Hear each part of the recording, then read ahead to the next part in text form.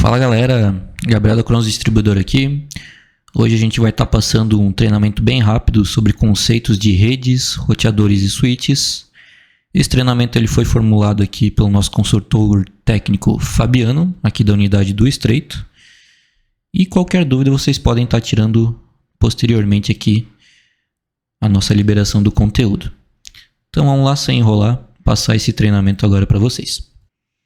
Então, primeiramente, a gente vai dar alguns conceitos sobre rede, sobre LAN, sobre WLAN e toda a parte conceitual realmente. A gente não vai entrar em configurações hoje, mas é bom que a gente consegue começar a entender melhor essa parte de redes. Então, vamos lá. Primeiramente, rede local e rede local sem fio, que são as LANs e as WLANs. Ou seja, vem do inglês, né? Local Area Network e Wireless Local Area Network. É um grupo de computadores e outros equipamentos interligados através de uma linha de comunicação comum, formada por cabos ou então através de links sem fios, com o propósito de compartilhar recursos, dados ou serviços dentro de um ambiente controlado e de área geográfica definida. Então é aquele nosso exemplo de uma residência ou de uma casa, um escritório, né? Depois a gente tem também a rede metropolitana, ou a MAN. Também vem do inglês, Metropolitan Area Network. É um modelo de alcance médio, permitindo que dispositivos que estejam em um maior raio de distância conectem entre si. Então, normalmente é uma área de abrangência máxima, é a mesma área urbana, composta geralmente de várias redes menores, né? Então, ela tem subdivisões.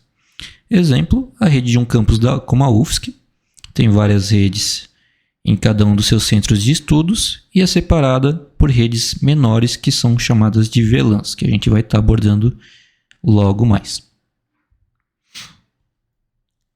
Existem também as redes de longa distância, ou WAN, né?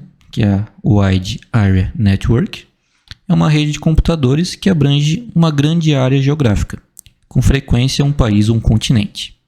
Então, difere assim da rede pessoal e da rede de área local, além também da nossa rede de área metropolitana. Um exemplo disso é a internet, que ela circula por todos os países e cidades. Alguns outros conceitos que entram em escalas menores, né? Então, a rede local virtual, ou VLAN, é uma rede logicamente independente. Várias VLANs podem coexistir em um mesmo computador, switch, né? De forma a dividir uma rede local física em mais de uma rede virtual, criando redes separadas. Os equipamentos de VLAN diferentes não se enxergam, como se não estivessem no mesmo computador switch. Isso aqui é mais utilizado para quando a gente precisa dividir algumas áreas entre setores de direção, de colaboradores, ou então, como no caso apresentado aqui, entre alunos, professores e funcionários. Cada local vai enxergar determinados equipamentos, mas entre os outros eles não irão se comunicar, ou seja, o aluno não vai ter acesso aos equipamentos dos professores, que também não vai ter acesso aos equipamentos dos funcionários e assim por diante. Rede pessoal e rede pessoal sem fio, PAN e WPAN. Funcionam compondo uma rede de dispositivos operando por meio do tipo de conexão escolhida, ou seja, Bluetooth, USB e etc. Por meio da configuração desses aparelhos, eles são capazes de operar em conjunto, formando uma rede e trocando informações entre si. A PAN também pode ser utilizada para ligar determinados dispositivos a uma rede maior ou à internet através do compartilhamento da internet do dispositivo principal. Exemplo, conexão do celular via Bluetooth com o PC. Também existem outras denominações de outros segmentos de rede, que a gente vai listar aqui apenas para título de conhecimento. A gente não vai entrar tão a fundo nelas. Agora, partindo para a parte de velocidade de conexão e não para a conexão em si, a gente tem primeiramente a Fast Ethernet. As redes compatíveis com essa faixa, a Fast Ethernet, elas são conhecidas como 10/100 e possuem a taxa de transmissão de dados de 100 megabits e são suportados pela maioria dos equipamentos existentes de mercado. Algumas das vantagens da Fast Ethernet são a facilidade da implementação, o gerenciamento e a manutenção. Um outro benefício é que essas redes de dispositivos são mais baratos comparado ao Gigabit Ethernet. Por outro lado, vai ser menos eficiente na transferência de dados mais pesados e serviços como o streaming. Utiliza os cabos de rede homologados, denominados comercialmente por Cat5e nas redes metálicas. Acima da rede Fast, nós temos também a Gigabit Ethernet.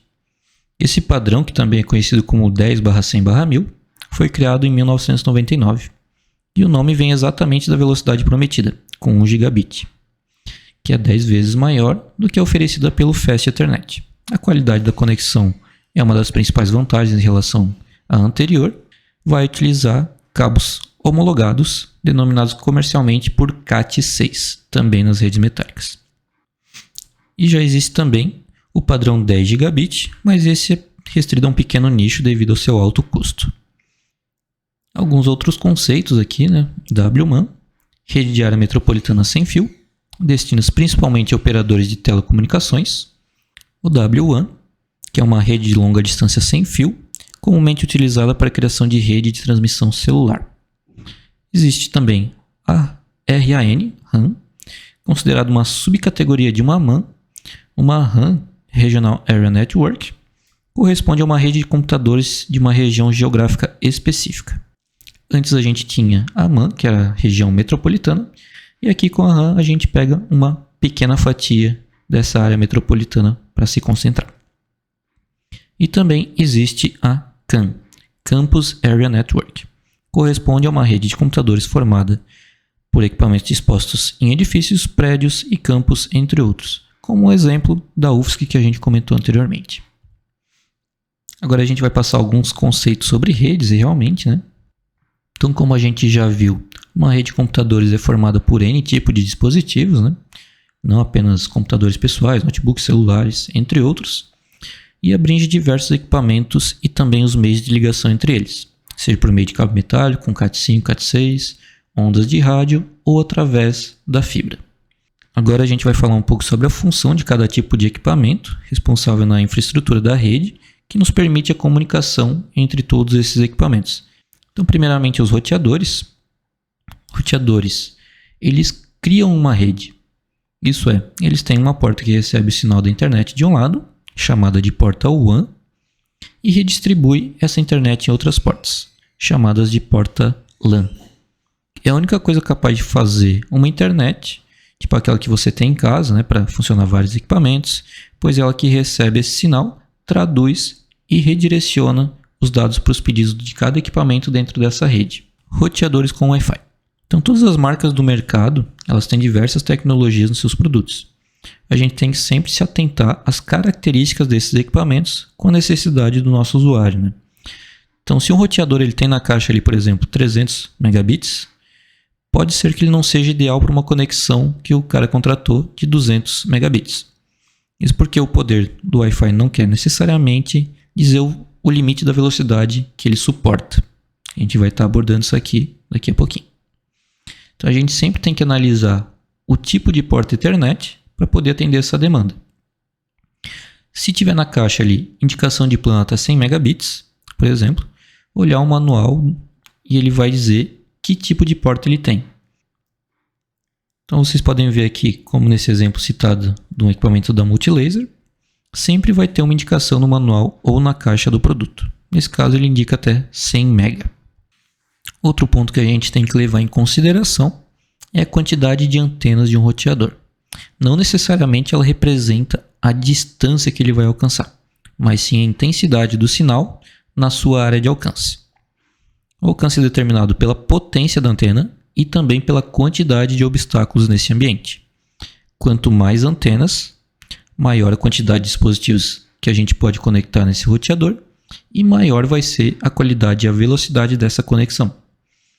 Quanto à distância, isso vai variar de acordo com a potência da antena e a potência também do transmissor.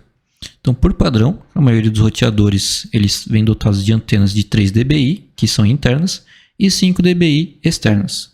Já a potência do transmissor ela é bem diversificada. A gente vai estar abordando aqui nesse exemplo. Então, por a gente ter essa potência como um dos parâmetros da distância relativa de alcance de sinal, que equipamentos similares podem ter comportamentos bem distintos, né, em um mesmo ambiente. Então aqui a gente vai pegar dois equipamentos de uma marca bem reconhecida que é a Intelbras, o AP360, que ele conta com duas antenas de 3 dBi e 28 dBm de potência. E também o AP310, que conta com duas antenas de 3 dBi, ou seja, antenas internas, e 20 dBm de potência. Como geralmente os fabricantes colocam a potência sendo a soma da antena mais a potência dela, a gente pode sempre considerar a potência como valor absoluto. No caso acima, o AP360 ele conta com 28 dBm e o AP310 como 20 dBm. Então, caso o fabricante ele venha com a nomenclatura de miliwatt, a gente pode utilizar a calculadora que está nesse link aqui da nossa apresentação. Esse link vai estar disponibilizado para vocês também. Então, aqui o exemplo de cada um desses roteadores. Ambos têm antenas internas, porém a potência se difere. Vocês podem ver que até o tamanho dos roteadores é um pouco diferente. Então, para usuários com internet acima de 100 megabit, é essencial oferecer um produto que tenha porta gigabit, para que ele possa usufruir de toda a largura de banda contratada e não vai ficar limitado ali nos 100 megabits, que é o limite do equipamento Fast. Então vocês podem ver aqui que o equipamento ele consta com essas informações, né? Então são 4 portas LAN, 1000 megabits, e uma porta WAN, ou seja, uma porta de entrada e 4 portas de saída. E aqui embaixo a gente pode verificar também a questão da velocidade encontrada em cada uma das frequências do nosso Wi-Fi. Então, em 2.4 GHz, ele vai funcionar até 800 megabits e até 1733 megabits na questão dos 5 GHz. 5.8 nesse caso, mas comercialmente é falado em 5 GHz. E também mostra aqui embaixo a nossa potência da nossa antena, né? Então, ainda na parte de roteadores, a gente pode fazer com que a vida do nosso usuário seja mais fácil, né? Com roteadores mais inteligentes. Um exemplo disso são os roteadores com rede mesh. A rede mesh, para a gente exemplificar melhor, ela é comparável à nossa rede de celulares, onde os roteadores eles vão conversando entre si e com essa inteligência que eles têm, eles trocam o usuário do ponto de acesso do roteador sem que a pessoa perceba ou tenha que fazer qualquer ação. Aqui nós temos mais dois exemplos da nossa rede mesh, né? Então, o Cosmo da Multilaser para internet de até 100 megabits, ou seja, uma rede fast, e o Space que vai para a internet de até 500 megabits, para quem já está precisando de uma conexão giga, né? Então, existem também roteadores que não possuem Wi-Fi. Eles vão seguir a mesma regra respeitando a largura de banda que o usuário contratou. Se ele contratou até 100 megabits, qualquer roteador fast vai servir. Se ele contratou qualquer coisa acima de 100 megabits, a gente precisa colocar um roteador Gigabit Ethernet para que ele desfrute de toda a sua saída. Além desses roteadores com Wi-Fi 100, ainda existem os roteadores que são Load Balance, que podem vir com ou sem Wi-Fi. A diferença básica desse equipamento é a capacidade de trabalhar com mais de um provedor de internet, dando maior vazão e recurso de failover. Então, o que seria o Load Balance? Ele nada mais é do que um roteador que tem várias portas WAN para a entrada de internet. Os recursos vão além de roteador normal, porque ele consegue fazer com que vários acessos de internet de operadoras diferentes ou não sejam utilizados ao mesmo tempo em uma rede local. Então, além dessa utilização equilibrada entre os links de provedores, existe um recurso chamado failover, que quando um dos links parar, ou seja, tiver alguma interrupção de fibra, por exemplo, na sua rua, o load balance ignora essa saída e faz o balanceamento com o fluxo dos outros links. E você ainda pode determinar as portas reversíveis se serão entrada de internet ou saída para a rede local. A gente vai mostrar isso nessa imagem aqui. Então vocês têm uma entrada que ela é determinada como entrada, que seria a WAN, e depois vocês têm mais 4 portas, uma que é somente saída, que é a LAN, e mais 3 que você pode escolher. Ou seja, eu posso ter 4 internets diferentes entrando, ou 2 internets entrando e 3 saindo, e 3 conexões saindo, e assim por diante, né? Parte de switches. Basicamente, um switch ele é um extensor Ou, por exemplo, uma régua de tomada. A gente vai pegar uma porta e vai expandir ela em 4, 8 e assim por diante. Existem também vários tipos de switches, com algumas características importantes e também limitação de velocidade, pelos padrões Fast Ethernet e o Gigabit Ethernet. Então, primeiramente, a gente tem switches mais simples. Eles fazem exatamente o que eu acabei de falar. Eles pegam uma conexão de entrada e distribuem para 8 pontos, 4 pontos, 16 e assim por diante. Eles não têm nenhum recurso especial. Depois a gente tem também switches de VLAN fixa. O que acontece? Nesse equipamento, a gente vai ter a entrada de internet ligada na porta 1, necessariamente, e os computadores ou outros equipamentos nas outras portas. Então aqui a gente pode fazer um exemplo de um sistema de câmeras IP, onde a nossa internet chega na porta 1, a gente tem um NVR na porta 2 e as câmeras vão estar nas portas 3, 4, 5 e 6. Todos eles vão ter acesso à internet. Porém, quando a gente vai tentar fazer a procura dessas câmeras para adicionar no NVR, nenhuma vai aparecer. Ou seja, para essa aplicação de NVRs com câmeras IPs, esse switch ele não vai ser o indicado. Vai ser como se a gente tivesse ligado em switches diferentes, em redes diferentes.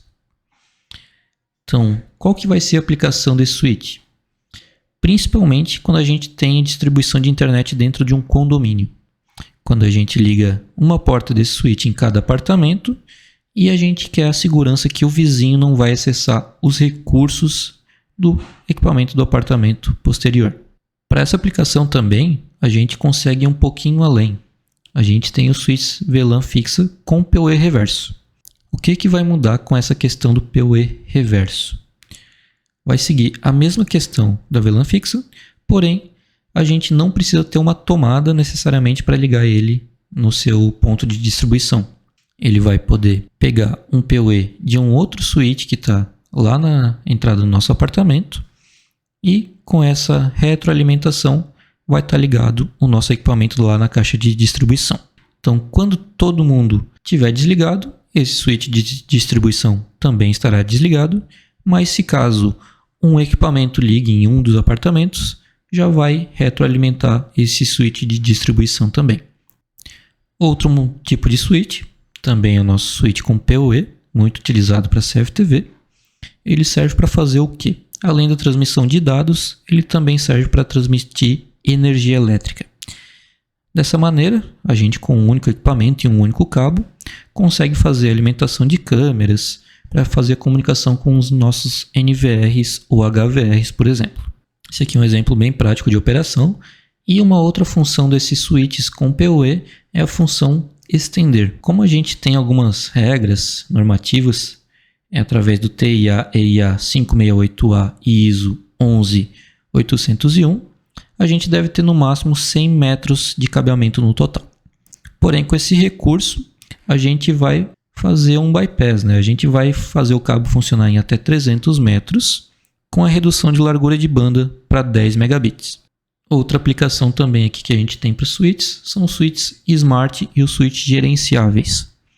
Então, os switches Smart eles têm alguns recursos a mais que os switches normais, porém eles podem se definir com alguns recursos de VLAN, controle de banda por porta e até mais. Porém, a gente tem sempre a necessidade de consultar o datasheet, pois cada marca e modelo coloca o que deseja no seu produto. E depois a gente tem os switches gerenciáveis, que vêm com vários recursos, além dos que eu comentei agora, com priorização de pacotes, defesa ativa contra ameaças de rede e vários outros. O ideal para a gente oferecer qualquer produto de rede para o cliente é buscar todas as necessidades reais do mesmo. Então, por exemplo, se uma empresa tiver uma internet contratada de 50 megabits, mas dentro da sua rede local ela tem necessidade de compartilhamento de arquivos grandes, como arquivo de programa de engenharia, edição de vídeo e foto, eles vão acabar necessitando de uma rede gigabit. A nossa rede de internet não vai ter essa demanda toda, porém a nossa rede interna de transferência entre uma pessoa e outra, um computador e outro, vai ser necessário. Aqui um exemplo de comunicação. Então a gente entra aqui no nosso lado direito com a parte da internet. Temos um modem, depois pode ou não passar aqui por um servidor com duas interfaces de rede para fazer o nosso controle. Geralmente empresas possuem esse tipo de servidores para controle de firewall, controle de segurança, entre outros. Passa por um switch e desse switch ele vai estar distribuindo essa rede para todos os nossos computadores e também para o nosso ponto de acesso, um roteador sem fio, que vai distribuir para notebooks e celulares com rede wireless. Além disso, a gente também tem conversores de fibra. Os conversores de fibra eles têm a função de transformar um meio de comunicação para o outro. Nesse caso, do meio óptico, que é a fibra de vidro, para o meio elétrico, através dos cabos de rede UTP e vice-versa. Então, como a gente já viu, os cabos UTP, Cat5e e Cat6, eles podem ser utilizados conforme a norma em até 100 metros de comprimento total. Acima disso, a gente pode ter inúmeros problemas, como perda de dados, como interferência eletromagnética e também degradação do pulso elétrico que carrega esses dados. Então é nesse ponto que a fibra se destaca. Por ser luz, ela não vai sofrer com interferências eletromagnéticas e também consegue chegar a distâncias muito maiores de ponto a ponto. Então aqui é a etiqueta de um conversor de fibra. A gente pode ter várias identificações aqui. Como por exemplo, essa letra G, ele vai dizer que a minha rede é gigabit, 10/100/1000. Depois disso, o 3 e o 5 ele vai me dar ali as capacidades de transmissor e receptor do lado A e do lado B. O 20 seria a nossa distância em quilômetros, nesse caso 20 quilômetros. O tipo de conectorização, porque também existem conectores diferentes. Então agora, um cenário de aplicação para esses conversores de fibra seria aqui um centro logístico com 4 armazéns, conforme essa imagem que a gente está mostrando. Então, qual seria a solução? Interligar esses locais com conversores de mídia e fibra ótica. Conforme a necessidade, a gente vai estar exemplificando aqui. Aqui a gente tem uma imagem aérea para facilitar a nossa compreensão. E aqui seria realmente a nossa distribuição, né? Então a gente pode chegar, por exemplo, com o switch aqui do lado esquerdo, switch principal com uma saída de cabo de rede. Ele vai ir até o nosso primeiro conversor de mídia e fibra, que vai passar aqui toda essa distância de 200, 300, 400 metros e assim por diante. Vai chegar em outro conversor de mídia, entrar no nosso switch novamente.